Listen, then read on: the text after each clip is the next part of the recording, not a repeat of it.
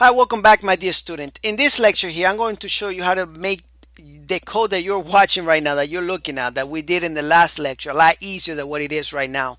The reason I'm showing you the long version of it in the beginning is because you need to know it. You need to build that foundation so that way you can see what's easy and what's not easy. All right. So we saw that we needed to instantiate this object in order for us to, you know, to use it, right? Of course, we need to do that. We need to bring in the values from the database, right? And then once we bring the values in, we need to instantiate the object so we can use the properties. That way we can assign the values of the arrays to these properties. Now, this is like a lot of trouble, right? We have to do this all the time. Imagine we had a lot more values, right?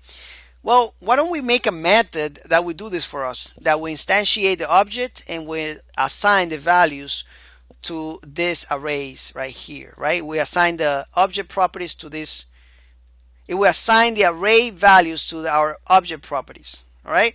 So let's go ahead and do that. Let's go to a user class and let's make a method here called, let's just say it's a static method first. And let's call it Instantiation.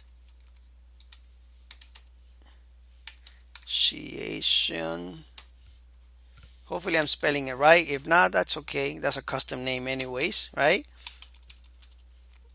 And what we want to do is want to take all this code out of here, including the instance right here, and cut it.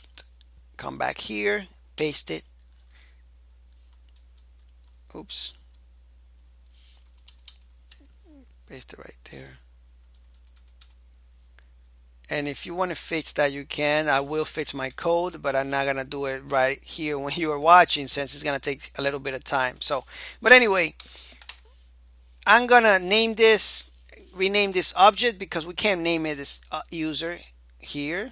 Well, we could, but it makes more sense naming it something else like object. The object, and here we could say new self. So that way it talks about itself, right? We are referring to this object self. All right. Now we got to change some of these values to here, right? All right here. Okay. So now this object will be able to instantiate itself with this method. All right. So that's pretty cool. Let's return that so that way we can use it. Now, keep in mind that what I'm showing you right now is the long version of it. All right, we still will have to write 50 times the code if we had a table with 50 values. All right, the best way to do this is actually creating a loop, so we can loop through the array and at the same time assign the values, those array values, to our object properties.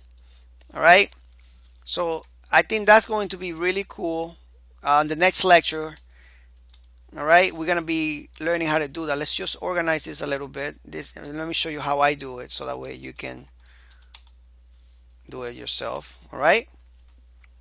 Anyways, on the next lecture, we are going to be learning how to do this awesome iteration through this object and do everything automatically. It's going to be really fun. It's going to make our class super powerful. All right. So I see you in the next lecture. Take care.